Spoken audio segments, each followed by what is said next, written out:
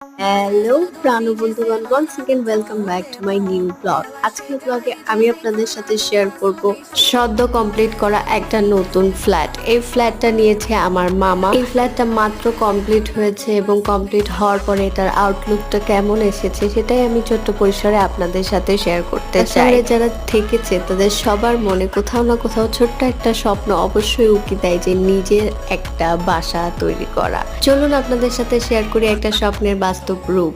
এই যে দেখতে পাচ্ছেন, এটা হলো রান্নাঘর। অনেক সুন্দর করে গুছিয়ে রান্নাঘরটা তৈরি করা হয়েছে। আর এখানে আমার মামাতো বোন রান্না করছে, সুন্দর করে শেলফগুলো সাজিয়ে দেওয়া হয়েছে এবং এখানে একটা চিমনি আছে। রান্নাঘরটা দেখতে পাচ্ছেন অনেক সুন্দর ছিমছাম এবং গোছানো রান্নাঘর।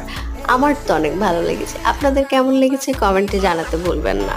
এইবার আমরা এক্সপ্লোর করব সেকেন্ড বেডরুমটা। বেডরুম মানুষের অনেক শান্তির একটা জায়গা হয়। সারাদিনের ব্যস্ততার শেষে মানুষ